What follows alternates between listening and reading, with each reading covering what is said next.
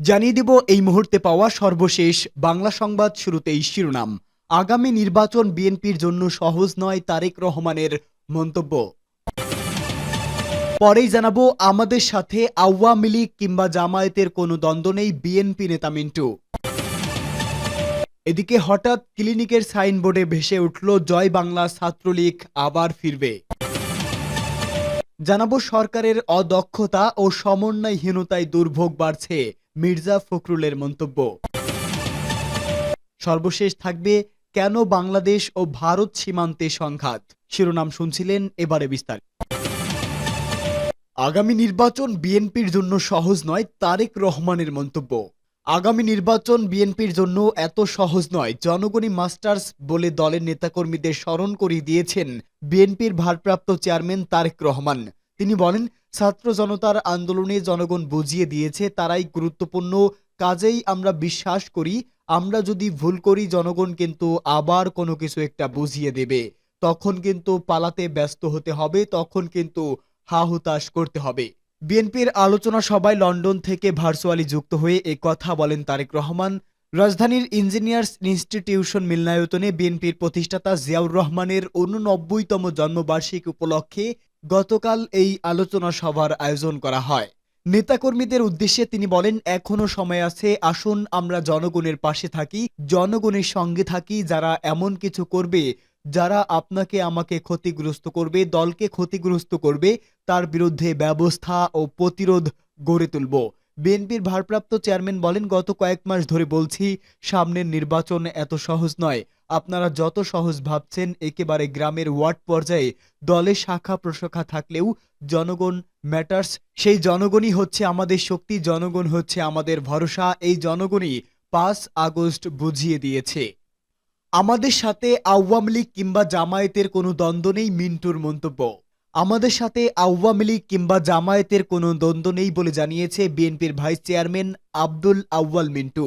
পিরোজপুর শহরের town club মিলনায়তনে পিরোজপুর জেলা বিএনপির আহ্বায়ক কমিটির সাথে বিভাগীয় সাংগঠনিক মতবিনিময় সভায় এ কথা বলেন। তিনি বলেন যে তার দলীয় মতাদর্শে পরিচালিত, তবে আওয়ামী লীগ দলটি ক্ষমতায় থাকাকালীন ওই দলের যারা হত্যা, গুম, খুন ও নির্যাতনের সাথে জড়িত ছিল তাদের শাস্তির দাবি করেছেন তিনি। কিন্তু যারা অন্যায় করেনি তাদের বিরুদ্ধে বিএনপির কোনো অভিযোগ নেই। আগামী জাতীয় সংসদ নির্বাচনে আওয়ামী লীগের অংশ নেওয়া সম্পর্কে বিএনপির এই কেন্দ্রীয় নেতা বলেন, তারা যদি নির্বাচনে অংশ নেওয়ার যোগ্য হয় তবে একটি প্রতিদ্বন্দ্বী দল হিসাবে নির্বাচন করবে, তাতে বিএনপির কিছু যায় আসে না। আওয়ামী লীগ সরকারে থাকাকালীন অনেক অন্যায় করেছে, যারা এই অন্যায়ের সাথে জড়িত আমরা তাদের বিচার চাই, যারা জড়িত ছিল না তাদের আমরা কোনো শাস্তি দিতে চাই না। এছাড়া গত 5 আগস্ট আওয়ামী লীগ সরকারের পতনের পর সংগঠন বিরোধী বিভিন্ন কর্মকাণ্ডে জড়িত থাকার দায়ে বিএনপির 1200 নেতাকর্মীর বিরুদ্ধে শাস্তিমূলক ব্যবস্থা নেওয়া হয়েছে বলেও জানান। এখনো অনেকের বিরুদ্ধে তদন্ত মনে করেন যতটা না বিএনপির লোকজন করেছে তার থেকে লোকেরা অনেক বেশি বলে। এমনকি বিএনপির ভাবামূর্তি নষ্ট করার জন্য অনেকে এরকম কাজ করে বিএনপি নেতাকর্মীদের ওপর চাপিয়ে দেওয়ার চেষ্টা করছে। ক্লিনিকের সাইনবোর্ডে ভেসে উঠল জয় বাংলা ছাত্রলীগ আবার ফিরবে। লালমনিরহাটের হাতীবান্ধা উপজেলায় হাতীবান্ধা ক্লিনিকের ডিজিটাল সাইনবোর্ডে ভেসে উঠল জয় বাংলা ছাত্রলীগ আবার ফিরবে প্রদর্শনীর ঘটনা ঘটেছে। সন্ধ্যা 7টার দিকে হাতীভাঙ্গা ক্লিনিকের ডিজিটাল দ্বিতীয় তলা ভবনে ডিজিটাল সাইনবোর্ডে এই লেখা ভেসে ওঠে। এই ঘটনার পর প্রতিবাদ করে উপজেলা ছাত্র দলের নেতাকর্মীরা বিষয়টি নিয়ে এলাকায় আলোচনা সমালোচনা শুরু হয়েছে। উপজেলা ছাত্র দলের আহ্বায়ক রুবেল ইসলাম বলেন, হাতীবান্ধা উপজেলা ছাত্র দলের নেতাকর্মী সারাদিন সজাগ ছিল, বিভিন্ন এলাকায় টহল দিচ্ছিল, কিন্তু দুষ্কৃতকারীরা পরিকল্পিতভাবে রাতের আধারে এটা করেছে। আমরা সিনিয়র সঙ্গে আলোচনা করে এই পথে ব্যবস্থা নেওয়ার আহ্বান জানাচ্ছি। প্রতিষ্ঠানের পরিচালনা পর্ষদের সদস্য ইশতিয়ার আল মামুন পরাগ বলেন, আমরা যার কাছ থেকে ডিজিটাল সাইনবোর্ড নিয়েছি তাকে ডেকে জানতে চাইলাম ঘটনা কি। সে বলল এটা হ্যাক করেছে, আমরা থানা যাচ্ছি জিডি করতে। হাতীবান্ধা থানার ওসি মাহমুদুন নবী বলেন, ঘটনাটি আমার জানা নেই, এ বিষয়ে তদন্ত করে আইনি ব্যবস্থা নেওয়া হবে। সরকারের অদক্ষতা ও সমন্বয়হীনতায় দুর্ভোগ বাড়ছে, মির্জা ফখরুলের বক্তব্য। নতুন করে ভ্যাট আরোপে দরিদ্র মানুষের সমস্যা আরও চরম আকারে বলে জানিয়েছেন বিএনপির মহাসচিব মির্জা ফখরুল ইসলাম আলমগীর। তার দাবি, সরকারের অদক্ষতা ও সমন্বয়হীনতা মানুষের দুর্ভোগ বাড়িয়ে দিচ্ছে। এ নিয়ে বিএনপি উদ্বিগ্ন। সকালে রাজধানীর গুলশানে বিএনপি চেয়ারপারসনের কার্যালয়ে সাংবাদিক সম্মেলনে তিনি বক্তব্য করেন। এ সময় ফখরুল বলেন, মূল্যস্ফীতির মধ্যে ভ্যাট ও কর আরোপ দরিদ্র ও সর্বনিম্ন আয়ের মানুষের উপর প্রভাব ফেলবে।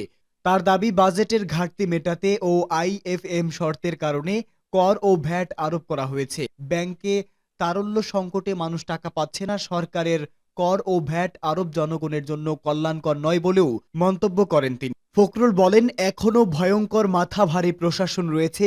যে সব খাতে এখন টাকা দেওয়ার দরকার নেই সেখানেও টাকা দেওয়ার চেষ্টা করা হচ্ছে। কারণ হিসাবে তিনি বলেন, প্রশাসনে যারা রয়েছে তারা জানে কিভাবে দুর্নীতি করতে হয়। তিনি বলেন, বর্তমান পরিস্থিতিতে সরকারের সর্বপ্রথম নজর দেওয়া উচিত খরচ কমানোর দিকে।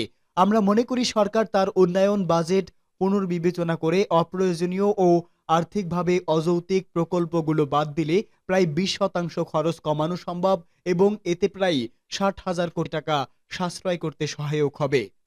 চাঁপাইনবাবগঞ্জ সীমান্তে সংঘর্ষে শনিবার 3 বাংলাদেশি আহত হওয়ার পর সীমান্ত এলাকা শান্ত রয়েছে। তবে সীমান্তের বাংলাদেশিরা কিছুটা আতঙ্কে আছেন।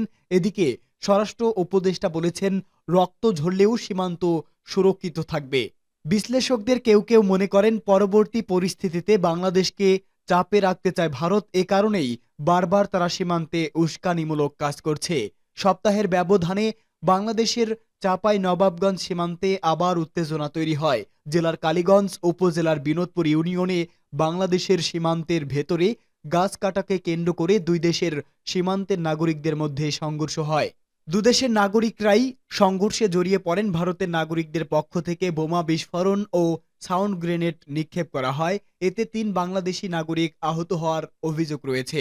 ভারতীয় সীমান্তরক্ষী বাহিনী বিএসএফ এর সহায়তায় ভারতীয় নাগরিকেরা উস্কানিমূলক কাজ করছে। বিএসএফ সাউন্ড গ্রেনেড ছুড়েছে। পরে বিকেলে পি ও বিএসএফ এর মধ্যে পতাকা বৈঠক অনুষ্ঠিত হয়।